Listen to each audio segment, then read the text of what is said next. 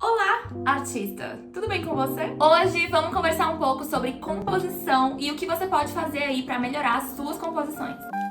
I have no idea as to the outcome, but I've done all I can.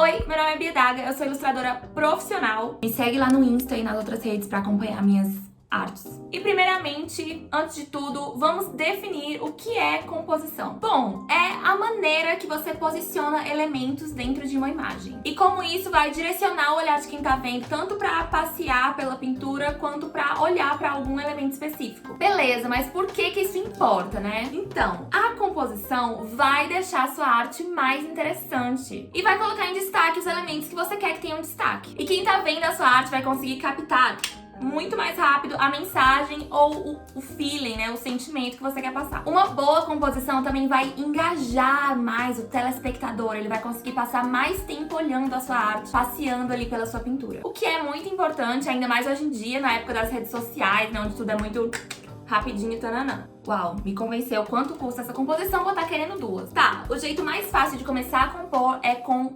simetria.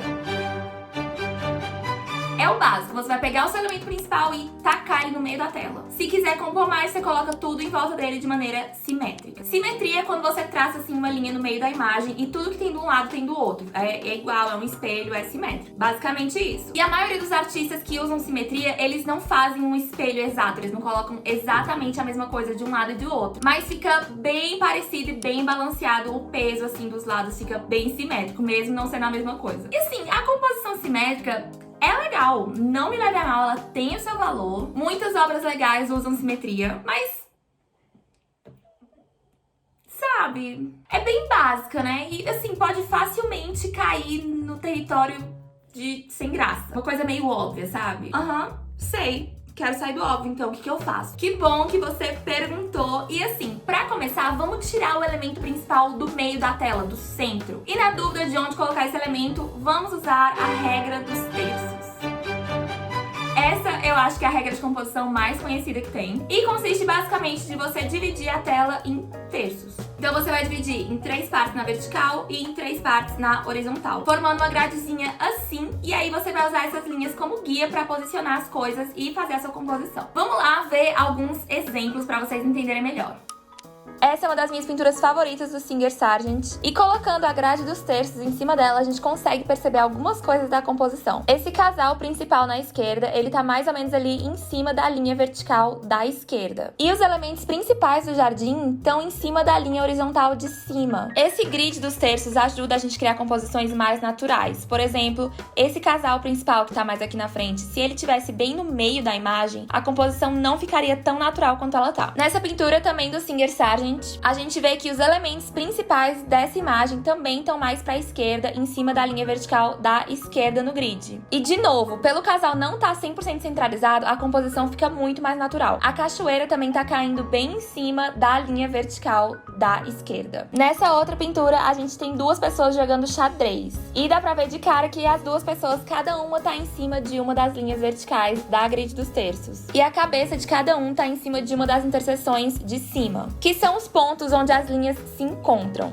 E essas interseções são muito importantes, são assim, pontos chaves da composição. É sempre legal posicionar algum elemento importante ali em cima dessas interseções. Nessa pintura do Monet, a gente vê que a menina tá posicionada, a maior parte do corpo dela tá em cima da linha vertical da esquerda. E as pernas, né, a saia inteira tá em cima da linha horizontal de baixo. Nesse quadro do Renoir, a gente também tem duas pessoas e cada uma tá posicionada em cima de uma linha vertical. E ali onde eles estão de mãos dadas, também tá em cima da linha horizontal e bem próximo da interseção. Essa pintura de natureza morta do Cézanne também segue direitinho a regra dos terços. A gente pode ver que a garrafa, né, que é o elemento mais alto da pintura, tá bem em cima da linha vertical da esquerda e o resto, a maioria da composição, tá em cima da linha horizontal de baixo. Então as laranjas, as frutas, essa toalha também, tá tudo assim meio que em cima da linha horizontal de baixo. E por último, esse retrato do Cézanne também segue a regra dos terços. Ele não tá 100% centralizado centralizado na pintura, ele tá um pouco pra esquerda e a maior parte do corpo dele tá seguindo a linha vertical da esquerda. Outra coisa também que é importante se notar é que os olhos dele, que são, tipo assim, os elementos principais do rosto de uma pessoa, tá bem em cima da linha horizontal de cima. Um detalhe que é importante de notar é que a regra dos terços, ela vai funcionar melhor em composições retangulares, tanto o retângulo assim na horizontal, quanto o retângulo assim na vertical. A regra dos terços vai funcionar bem nessas situações, mas se for uma composição quadrada, não vai rolar muito, beleza? Seguindo em frente, vamos para outra coisa que você deve considerar na hora de fazer essa composição, que é a ideia de guiar o olhar. A maneira que você posiciona as coisas na sua composição pode guiar o olhar de quem tá vendo pra algum elemento específico na pintura. E pode ser uma coisa bem óbvia, bem na cara, tipo se você criar linhas que apontam pra esse objeto principal. Por exemplo, nessa imagem aqui, a luz, a iluminação cria essa linha que guia o olhar pra mulher, que é o objeto principal dessa arte. E até no cantinho ali, você pode ver que a luz forma um triângulo apontando mesmo pra mulher. E quando eu mostro o exemplo e falo que é óbvio, que tá apontando pro objeto principal, você também vai achar óbvio, meu Deus, tá realmente apontando pro objeto principal. Mas isso é óbvio só se você estiver prestando atenção, beleza? Se você estiver realmente pensando na composição. Porque pra pessoa comum que olha a obra, ela não vai necessariamente prestar atenção nisso e perceber, uau, essa artista aqui tá usando técnicas de composição para direcionar o meu olhar para o objeto principal. Não! As pessoas não pensam normalmente nisso, mas você, como artista do cérebro gigante, vai pensar agora toda vez que você vê uma composição que tá usando linhas pra apontar pro objeto principal. E essas linhas podem ser óbvias ou podem ser mais sutis em objetos distintos na imagem. Um lençol ali que as pregas apontam pro objeto principal, um negocinho aqui, outro ali, uma colher, uma faca que tá apontando. E às vezes não vai ser uma coisa super sólida, não vai ser uma linha em si que vai estar apontando pro objeto principal, e sim uma sequência de outros objetos que vão guiar o olhar e vão formar essa linha invisível, sabe? É uma linha meio que imaginária, é uma linha implícita na obra. Como a gente vê aqui nessa pintura do Monet, ele fez essa sequência de barcos que criam uma linha imaginária que levam o nosso olhar a acompanhar até lá o horizonte. Se ele tivesse pintado barcos aleatoriamente posicionados assim no mar, sem criar essa linha, não ia guiar o nosso olhar pra lugar nenhum, beleza? A gente ia olhar pros barcos, ok, mas sem essa linha não ia acontecer o direcionamento do olhar. Outra coisa que também cria essas linhas implícitas é quando a gente tem pessoas na obra e essas pessoas estão olhando pra algum lugar. Isso porque a gente... Eu não sei o que é, talvez seja curiosidade, talvez seja alma de fofoqueiro. A gente quer saber o que tá acontecendo, a gente quer saber o que as pessoas estão olhando. Se você vê um monte de gente olhando pra um negócio lá, você vai direto lá olhar, vixe, que estão olhando. Quero saber também qual é a fofoca da vez. E isso acontece também na arte. Se você tem alguns personagens olhando pro mesmo lugar, você vai olhar também. Nem que seja só um personagem. Se ele estiver olhando pra alguma coisa, é meio que instintivo você seguir a linha do olhar. Essa é uma linha implícita muito forte que você pode criar e que com certeza vai guiar e vai direcionar o olhar de quem tá vendo a sua arte. Agora só um detalhezinho assim que eu quero puxar só pra dizer que eu não mencionei. Eu acho importante falar que aqui no Ocidente a gente tá acostumado a olhar pras coisas e ler as coisas da esquerda pra direita, de cima pra baixo. Que é como a gente lê, né? O nosso alfabeto, o nosso texto é assim. A gente vai começar da esquerda pra direita, de cima pra baixo. E consequentemente é assim que a gente vai ler uma imagem também. É assim que a gente vai começar a observar uma arte. E você pode usar essa informação pra já, ó, pegar o olhar ali e direcionar pra onde você quer na sua pintura. Próxima coisa, movimento.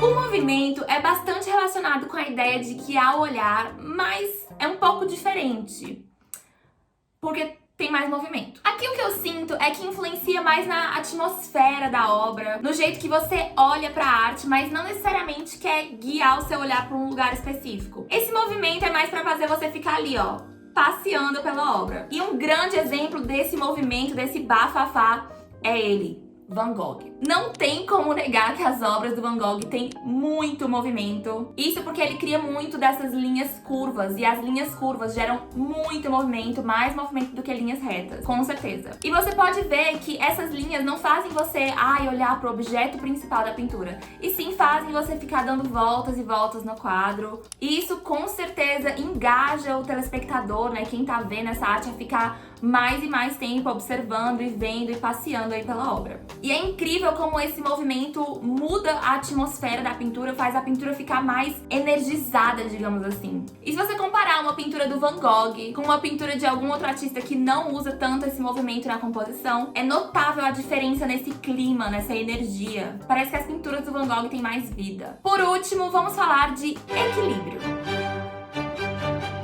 Particularmente, o que eu acho que não pode faltar de jeito nenhum numa composição é equilíbrio. E equilíbrio não significa simetria. Significa que quando você olha pra imagem, você sente que ela tá equilibrada ali, sabe? Tá balanceada. E isso você vai medir com o peso das coisas. Então, se você tem muitos elementos num canto da pintura, vai pesar desse lado aqui da pintura. Então, você tem que balancear com outros elementos ali, criando essa dinâmica. Ou então, deixar realmente mais espaço em branco de um lado pra criar esse equilíbrio do espaço em branco, pesando tanto quanto o espaço preenchido. A regra dos terços ajuda muito a você chegar nesse equilíbrio de aonde posicionar os elementos pra criar esse balanceamento na obra. Inclusive, eu acho que espaço em branco, não em branco, mas assim, espaços vazios na sua arte são muito importantes às vezes pra criar esse equilíbrio, sabe? Às vezes a gente tá fazendo uma arte, a gente tá desenhando, a gente quer preencher cada espacinho, cada buraco da composição.